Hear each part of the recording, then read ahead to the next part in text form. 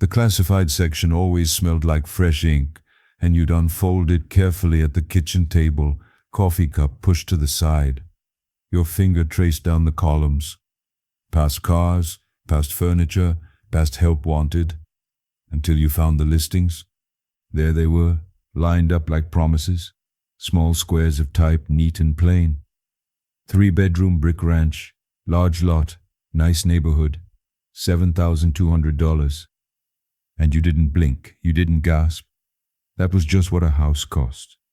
Do you remember what that felt like when a young couple, just starting out, could actually sit down and picture themselves somewhere? Not someday, not if everything went right, but soon. Maybe even next spring, if the bank said yes and the timing worked out. If you lived it, you never forgot that feeling. And if this brings something back for you, you're in exactly the right place. Let's stay here a while.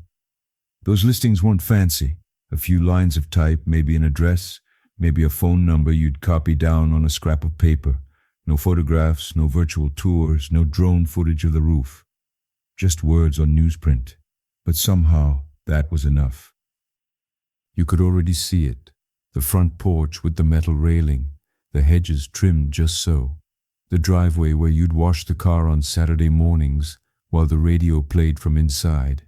You could hear the screen door slapping shut behind the kids, smell the grass clippings after somebody down the street had been mowing, feel the way the evening cooled off when the sun dipped behind the roofline. The whole future fit into those few typed lines, and it felt possible, reachable, like it was waiting for you, patient and real, if you just kept doing what you were doing. That calm certainty. That's what people don't talk about enough. It wasn't just about the money, though, that mattered.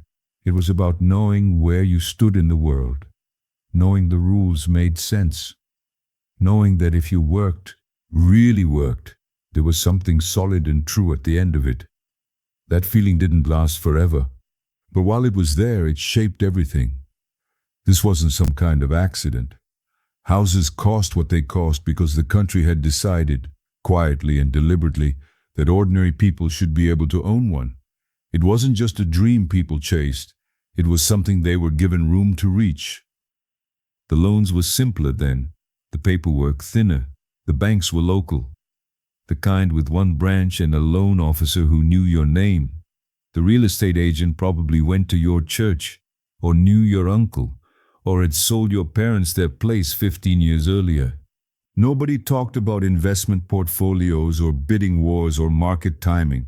They talked about finding a good place to raise a family, a solid place, a place that would be yours. And the prices made sense because the world made sense. A man working at a plant, a woman teaching school, a couple running a little grocery on Main Street. They weren't wealthy, but they weren't locked out either. There was room, there was a path. There was a trust in that, a basic fairness that nobody had to explain because everyone could feel it. Picture a Saturday morning, early spring, the air still carrying a little chill. A young couple drives out to look at a house. A little Cape Cod with green shutters, tucked away on a quiet street near the edge of town. The asking price, $6,800. The real estate man is already waiting in the driveway, jacket on, hat in hand. He shakes your hand like he means it, firm and friendly.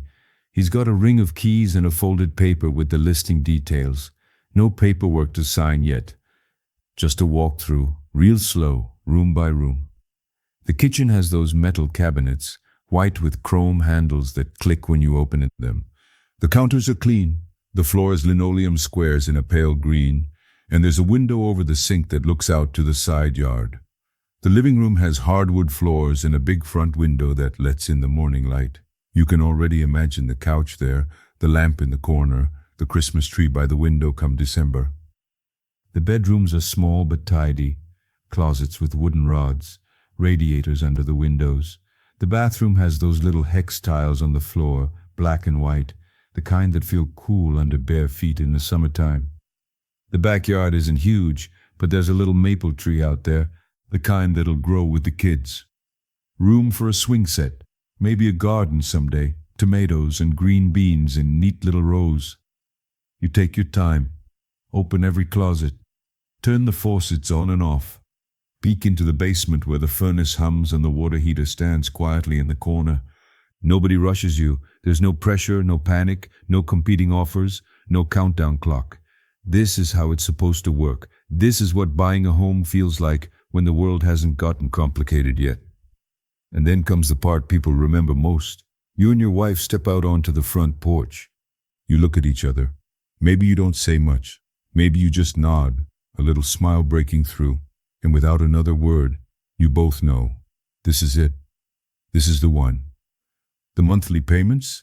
About $65, maybe $70 if you stretched a little. That's less than 1 week's pay for most working folks. 1 week, and you'd have a home. Do you remember standing in a house like that for the first time? Knowing you could actually have it? Knowing it wasn't a fantasy? Wasn't something only other people got? If you do, I'd love to hear about it. What did your first home cost? Where was it? What do you remember about that first walkthrough? Those stories matter more than you know. Nobody can say exactly when things began to change. It happened slowly, the way seasons turn. At first you didn't even notice. Prices ticked up a little. Interest rates moved. New developments went in farther from town with fancier names and bigger price tags. Then it kept going.